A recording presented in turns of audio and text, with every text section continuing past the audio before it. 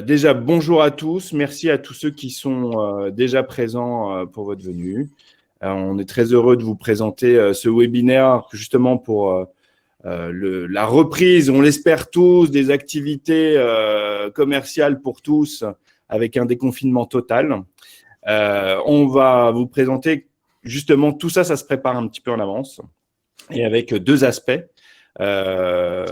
L'aspect justement, on va dire présence management, toutes les offres partout, être bien présent sur Internet et les offres VisiPerf qui vont être plutôt bien communiquées, sa reprise d'activité. Moi, je suis Julien Clam, je suis DGA de VisiPerf. J'interviens justement au niveau commercial et au niveau partenariat sur toutes les activités de VisiPerf. Et donc, du coup, je vais vous présenter tout ce qu'il faut faire d'un point de vue communication et je vous présente Mehdi. Merci Julien. Donc, bonjour à tous. Ravi de vous retrouver pour ce webinaire. Donc, je me présente très rapidement.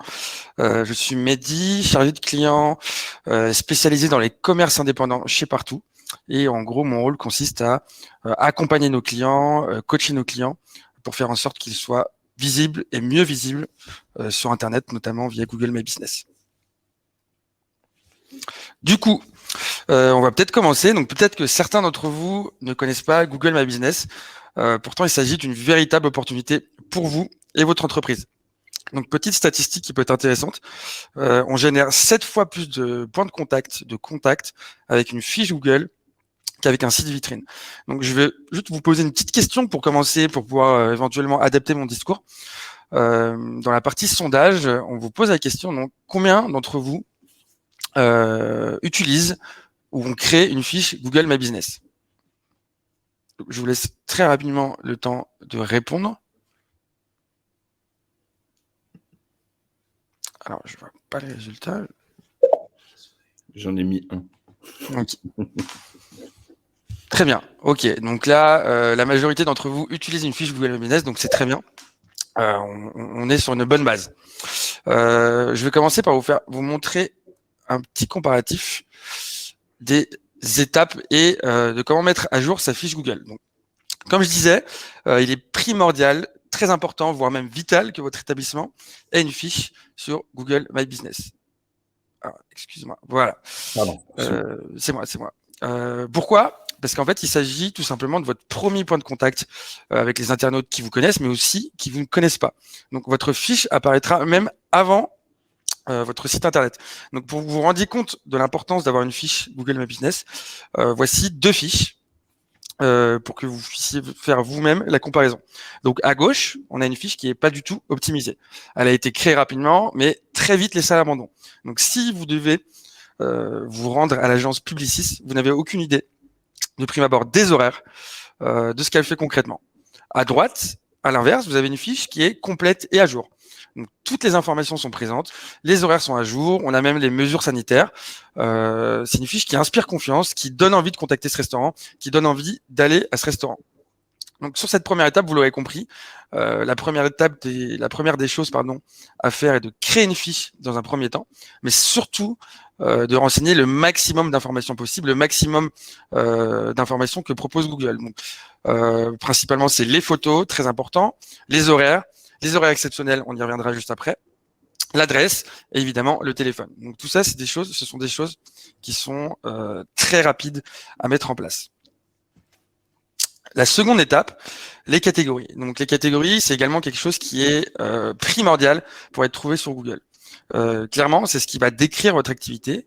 Vous pouvez en ajouter jusqu'à 10. Donc une catégorie principale et 9 catégories secondaires qui vont s'afficher sur votre fiche. Donc moi, je vous conseille très vivement de toutes les remplir et d'en utiliser le maximum. Concrètement, ici, sur votre écran, ce qu'on voit, c'est, on a un exemple, donc l'agence AXA de Magali Martinez. Vous voyez qu'elle apparaît dans les résultats en la recherchant de 3 manières différentes. Agence d'assurance, mutuelle de santé et compagnie d'assurance vie. Donc là, en gros, quelle que soit la manière dont l'internaute la cherchera, elle apparaîtra. Un autre exemple, si vous êtes un restaurant italien, par exemple, vous pouvez renseigner restaurant en première catégorie, restaurant italien en catégorie secondaire et en ajouter d'autres comme restaurant pizzeria, snack, etc.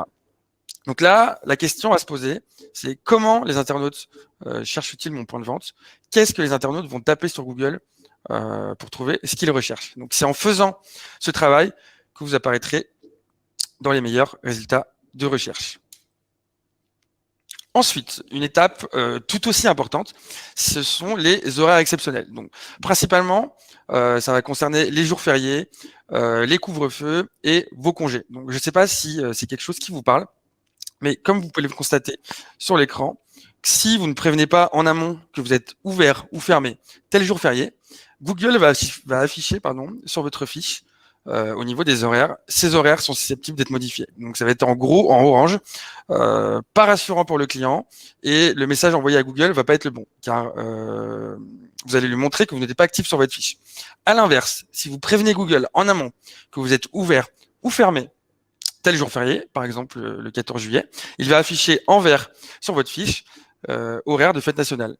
Et ils vont être affichés d'une manière validée. Donc là, à l'inverse du mauvais exemple, ça va être rassurant pour le client, ça va potentiellement lui donner envie de vous rejoindre, et aussi le message envoyé à Google va être le bon, parce qu'il va voir que vous êtes actif sur votre fiche, que votre fiche vit, donc il aura beaucoup plus tendance à vous faire remonter dans les résultats de recherche. Les attributs. Donc les attributs, notamment Click and Collect, c'est un point qui a fait beaucoup de bruit en 2020 suite au confinement, hein, je vous apprends rien. Donc concrètement, qu'est-ce qu'un attribut? Ce sont des mentions qui vont vous aider à présenter vos services. Par exemple, retrait en magasin, drive disponible ou en livraison. Donc c'est extrêmement utile dans la situation actuelle où les gens ne peuvent pas, ne souhaitent pas, ont un peu peur de se déplacer n'importe où. Donc pour vous, ça va être une manière de vous différencier sur la concurrence et de réaliser des ventes supplémentaires. Donc les attributs s'ajoutent très facilement depuis votre compte Google My Business, et ça peut faire, mais j'ai envie de vous dire que ça fait la différence comparé à d'autres fiches. Voilà pour les attributs. Donc maintenant qu'on a une fiche optimisée, il y a un critère qui est tout autant important pour la visibilité sur Google, c'est la réputation en ligne de votre business. Donc la première chose à faire pour avoir une bonne relation client, développer la relation client, c'est de solliciter des avis. Donc moi, ce que j'aime dire à mon client, c'est que c'est vital pour le business et ça peut faire toute la différence par rapport à la concurrence. Donc c'est très important dans un premier temps de solliciter des avis, mais c'est tout aussi important d'y répondre pour 3 raisons principales. L'audience large. Quand vous répondez à un avis, en fait, vous ne faites pas que répondre à la personne qui a laissé l'avis, mais vous envoyez également un message aux centaines, aux milliers d'internautes qui vont lire votre réponse pour faire un avis sur votre établissement et votre manière de gérer la relation client. Donc, c'est facile de répondre à un avis positif. C'est un peu plus compliqué de répondre à un avis négatif, mais c'est tout aussi important. Donc sur la gestion des avis négatifs, c'est quelque chose qui se travaille. Donc évidemment, il faut prendre du recul, mais il faut faire attention à la réponse et il faut se dire que vraiment, la réponse que vous allez apporter, elle va être lue par toutes les personnes qui vont lire l'avis et la réponse.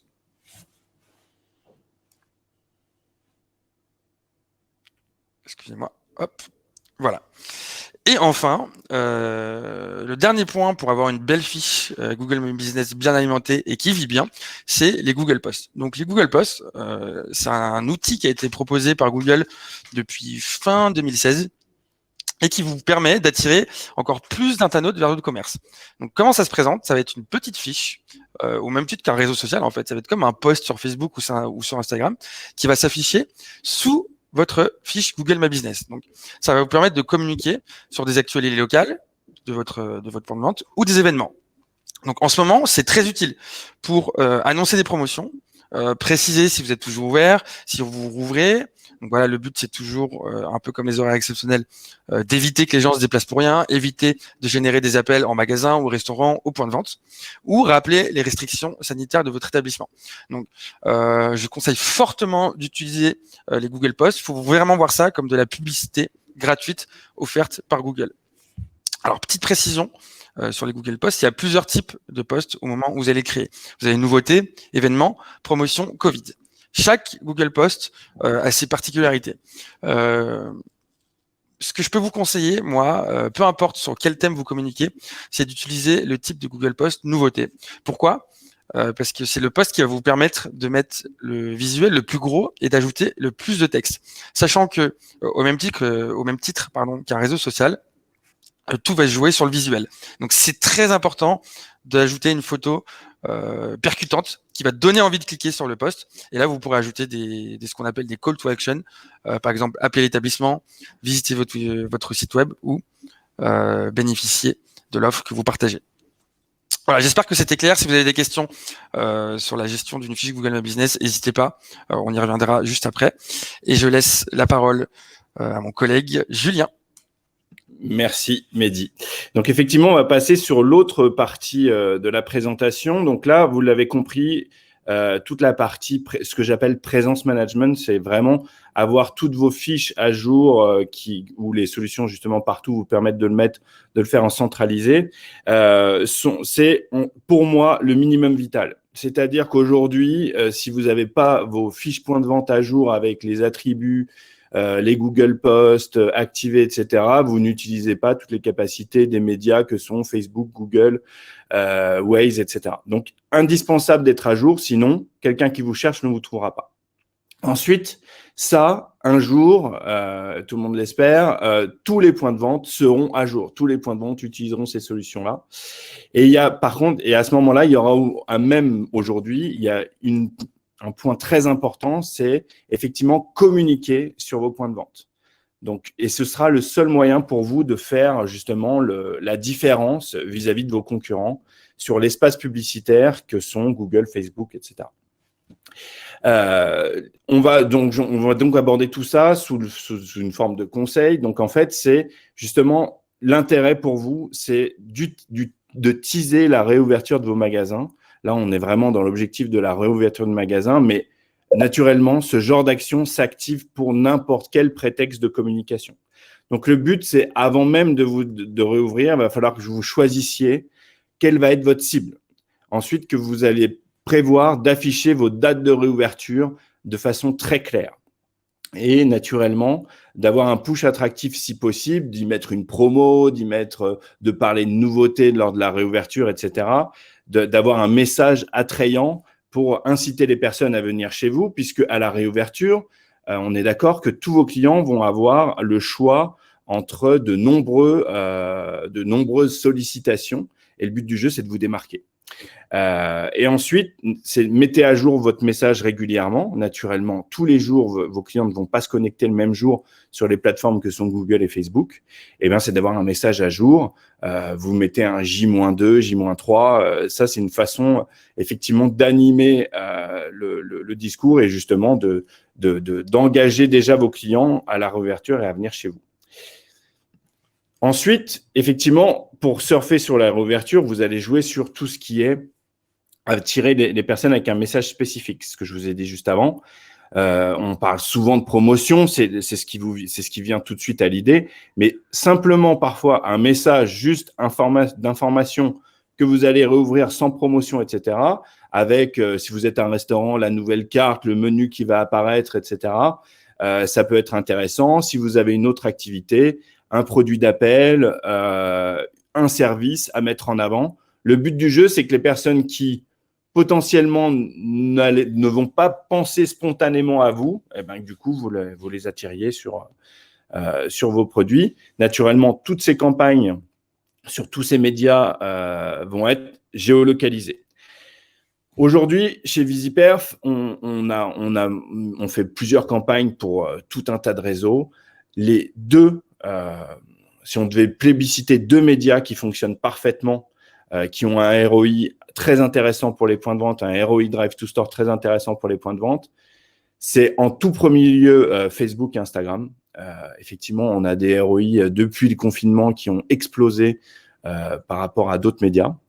Et il y a un autre média qui fonctionne bien, où le ROI est un peu plus difficile à maîtriser, mais en tout cas, on voit pas mal d'engagement de la part des clients. C'est le média Waze, parce qu'il est spécifiquement Drive to Store. Quelqu'un qui est en navigation autour de votre point de vente, il a un petit pop-up qui lui apparaît, ou alors juste un pin qui lui rappelle que tiens, pas loin, il y a ce restaurant ou il y a ce magasin de bricolage qui est là et dans lequel on peut s'y rendre. L'autre avantage, et ça fait aussi le lien avec tout ce que vous… Ah, attendez, j'ai un appel en parallèle. Ça fait le lien avec tout ce qui est important pour vous, tout ce que fait Partout, c'est que justement, vous allez être à jour sur vos points de vente. Et donc, du coup, l'information qu'on va mettre en lien, si les personnes sont intéressées par la pub, elles arriveront dans le bon magasin avec les bonnes informations. Ensuite, on n'oublie pas Google. Parce qu'effectivement, faire de la pub sur Google, c'est très intéressant. Mais ça, nous, selon les activités, Google va être un média qui va être très pertinent ou alors pas du tout. Parce que justement, on est dans un média très concurrentiel avec un ROI qui est plus faible parce que justement, vous avez beaucoup de monde qui investissent sur ce média-là. Donc, selon les typologies des points de vente, selon les objectifs de nos clients, on va activer ou non le média Google. Avant de lancer une campagne digitale pour vos points de vente, donc vous avez tout préparé, vous savez que vous allez rouvrir dans 15 jours, il va falloir vous poser la bonne question, 3 questions. La première question, c'est quel va être votre objectif marketing et quels vont être vos objectifs business. C'est très important de répondre à ce genre de questions puisque c'est ce qui va déterminer quel média on va utiliser, quel ciblage on va mettre en place pour arriver à ces objectifs. La deuxième, donc exemple d'objectif, je veux améliorer la notoriété de mon magasin. La spontanéité pour venir dans mon magasin est faible, je le sais, il faut que je l'améliore, il faut que je parle de moi, donc objectif de notoriété. Je veux amener du trafic Drive to Store, donc je veux mettre en place des actions qui me permettent de mettre en avant mon magasin voilà, et d'attirer du trafic en point de vente. Attention, ça s'oppose complètement à une campagne e-commerce. Vraiment, une campagne Drive to Store, le but de la campagne, c'est d'amener du trafic en point de vente. L'autre point, autre exemple, je veux enrichir ma base de données de points de vente. Voilà, c'est un objectif, mais du coup, on ne va pas paramétrer la campagne de la même façon. Ensuite, quelle est la nature du message que vous allez vouloir mettre en avant? Est-ce que vous allez parler de promotion? Est-ce que vous allez parler de nouveautés? Est-ce que vous allez parler simplement faire un rappel de vos services à vos clients et prospects autour de vos points de vente? Voilà, ça, c'est des natures de messages qui vont être différentes. Et enfin, et ça, c'est une des questions qui est souvent oubliée de la part de nos clients et qui est essentielle, c'est quels vont être les indicateurs de performance qui vont me permettre de me dire si la campagne, elle a bien marché ou pas. Et on parle d'indicateurs bien souvent Drive to Store. On est d'accord qu'un directeur de magasin, le taux de rebond, le taux de clic des campagnes, ça lui parle pas beaucoup. Ce qui va l'intéresser, c'est de savoir combien cette campagne digitale va lui rapporter de clients dans son point de vente. Et ça détermine justement, ça va déterminer plein de choses dans le paramétrage de la campagne. Ce qui m'amène à la dernière slide, c'est de vous rappeler quel est le parcours digital optimal d'un client. Donc effectivement, c'est d'abord quand vous avez répondu à toutes ces questions, ensuite, on va reprendre l'intégralité de ce parcours client. Donc déjà, quelle va être la cible? Si vous voulez rajeunir, si un de vos objectifs, c'est de rajeunir votre clientèle, peut-être qu'on va aller faire de la pub sur Snapchat, sur TikTok et sur Insta, plutôt que d'aller faire de la pub sur Google et Facebook. Mais ça, c'est un exemple de ciblage. Il y en a, on va adapter le ciblage par média et le choix des médias en fonction justement de votre cible. Ensuite, sur comment est-ce qu'on va l'afficher? Est-ce qu'on va, par exemple, sur Facebook, comme vous le savez, il y a différents types d'affichage. Des carousels, donc si par exemple vous avez un magasin avec plusieurs produits, ça peut être intéressant de mettre un carrousel avec tous les produits. Mais si vous avez une offre unique avec un gros bon de réduction, ça peut être aussi c'est plus intéressant de mettre en avant le bon de réduction. Si vous avez une super vidéo de votre magasin pour la réouverture, mettons en avant cette vidéo. L'impact de la vidéo est très important. Et ensuite, l'étape 3, c'est sur quelle page on renvoie. Et ça, cette page, en fait, c'est ce qui va déterminer les KPI, les indicateurs de performance qui vont vous permettre justement de mesurer la pertinence de la campagne ou pas. Par exemple, les indicateurs de performance, on va se dire qu'on va mesurer le nombre de téléchargements de catalogue.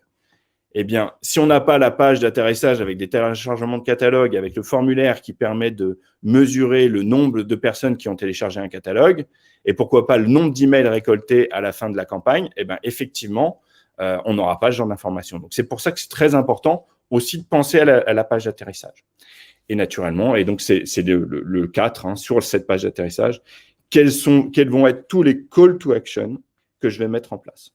Et ça, justement, parfois, si vous voulez mettre en avant un jeu, il faut que dans le jeu, il y ait des formulaires qui vous permettent de recruter des emails, de recruter des SMS, de télécharger des coupons de réduction qui sont activables dans le magasin. Voilà, toutes ces choses-là.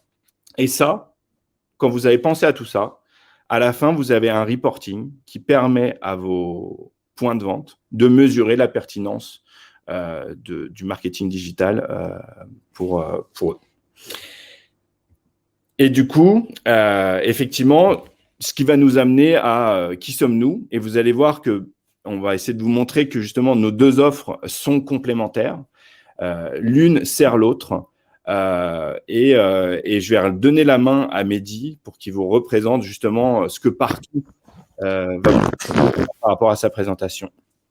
Merci, c'est très intéressant Julien, merci. Donc pour présenter Partout rapidement, on est une entreprise qui aide des points de vente physiques à être plus visibles sur Internet et notamment sur Google. Comment on bosse? Nous sommes partenaires officiels de Google et on a développé une interface pour vous permettre d'être mieux référencé sur les moteurs de recherche et mieux gérer votre visibilité. Premièrement, on diffuse automatiquement toutes les informations de vos établissements sur une dizaine de sites comme Google, Facebook, Waze, Apple Plan, etc.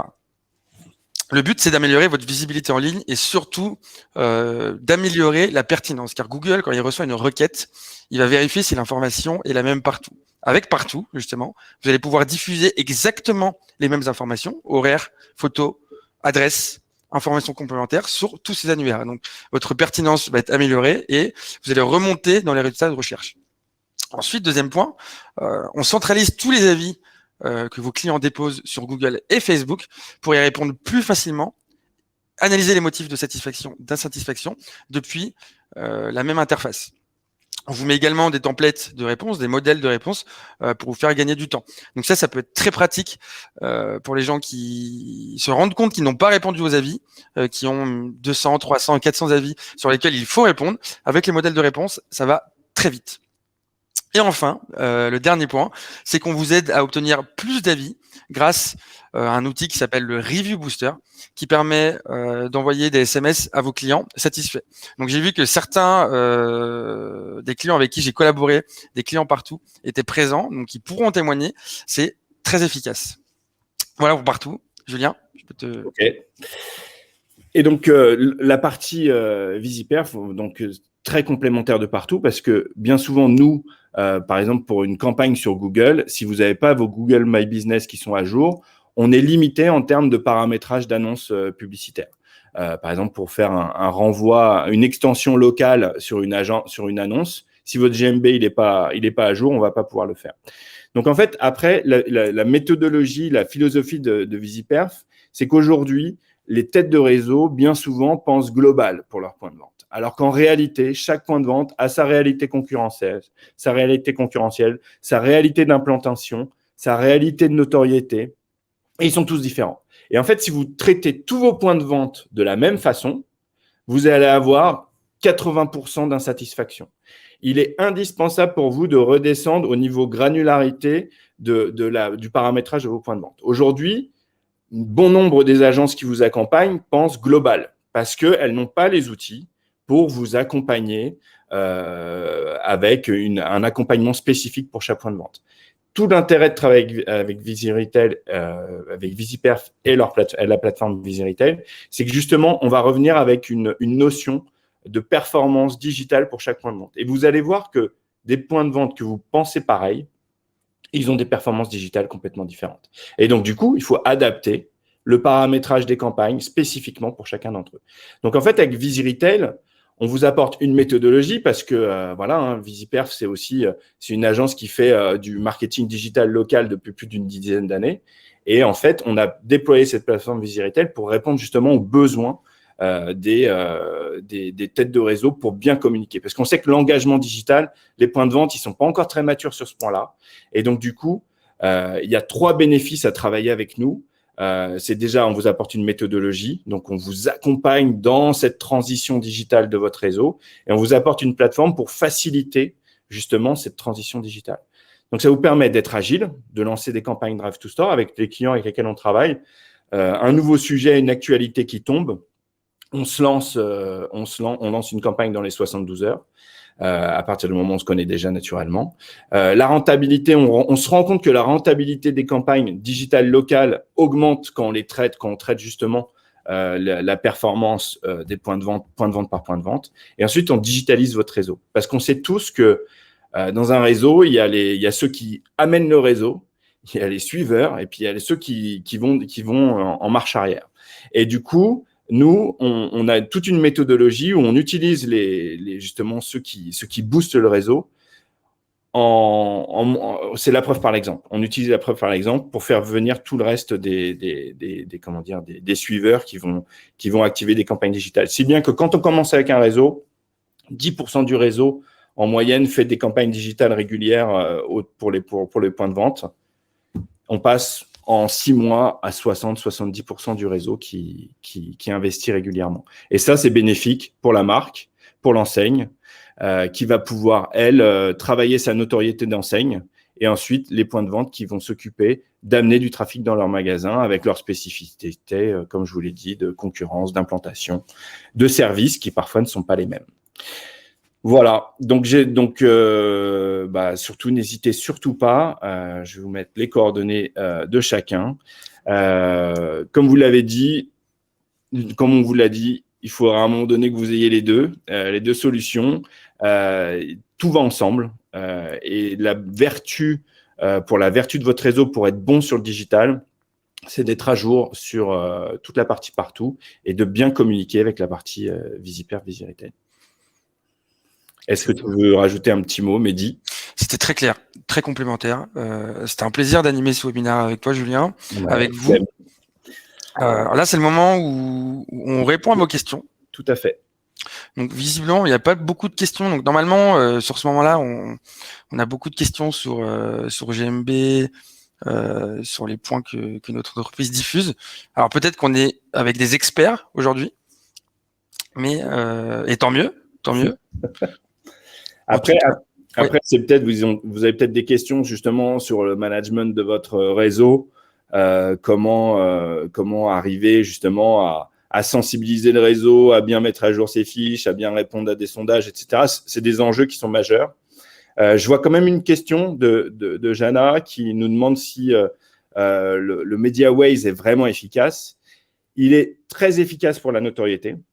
Ensuite, en toute franchise, c'est pas évident de mesurer le ROI direct puisque on va pas mettre en avant, voilà, vous pouvez pas remplir un formulaire, vous pouvez pas, vous avez effectivement que le clic itinéraire vert, le j'y vais.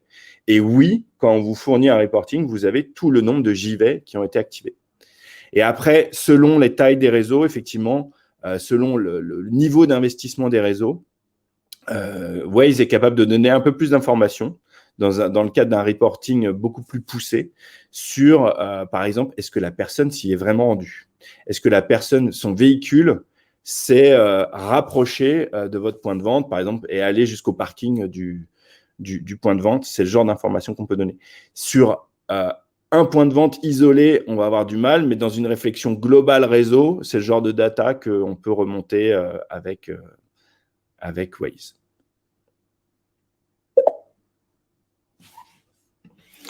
Y a-t-il d'autres questions?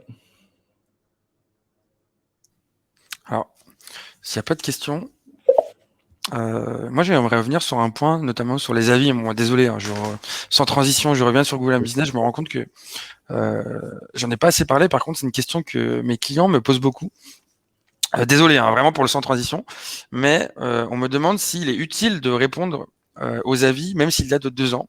Alors oui, c'est très utile, c'est même très important, c'est même vital, parce que en fait, on bosse avec un algorithme. En fait, Google, il faut voir ça comme un algorithme, comme une machine. Et à partir du moment où vous allez répondre à tous vos avis, même s'il date de 2 ans, vous allez arriver à une statistique qui est de 100%.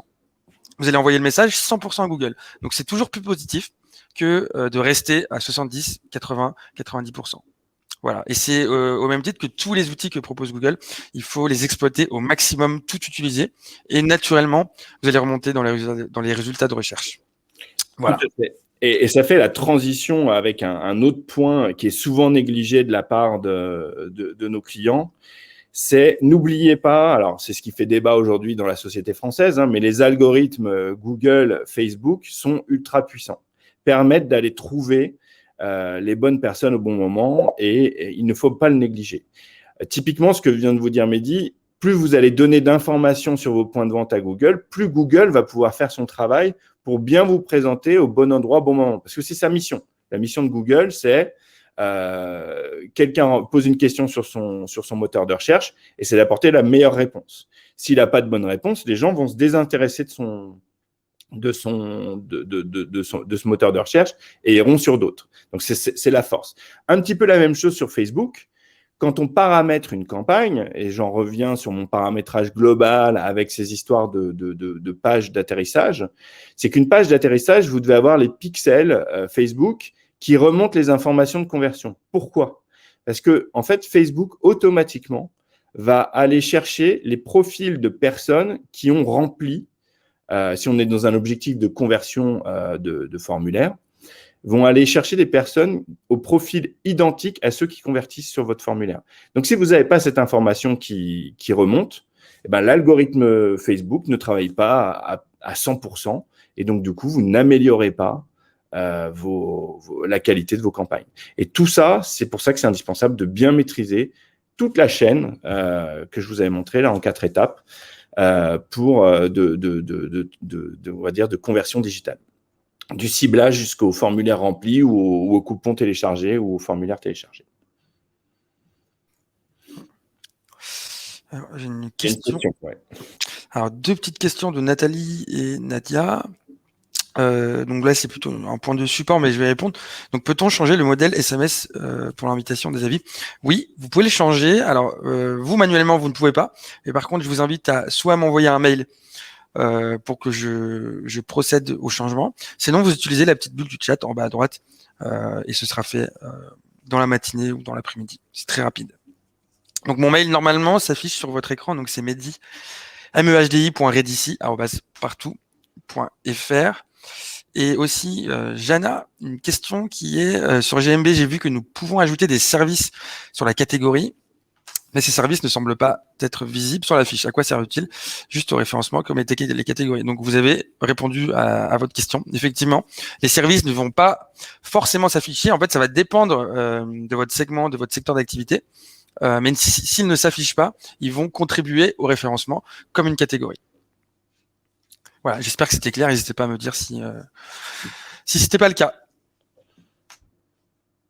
Pas d'autres questions, pas de problématiques, pas de questions existentielles sur justement la qualité de vos campagnes, de ce que vous faites aujourd'hui ? Non. Eh bien, écoutez, je sais pas, Mehdi, tu veux... Ouais. On va pouvoir aller déjeuner, du coup. Ouais, c'est ça. C'est ça. Ok. J'espère que ça a été clair pour tous. À très bientôt. Au plaisir. N'hésitez pas à nous contacter. Oui. Et j'espère que ça vous a apporté plein d'informations pour l'avenir digital de vos réseaux. Très bien. Merci beaucoup. À bientôt. Bonne journée à tous. Au revoir. Au revoir.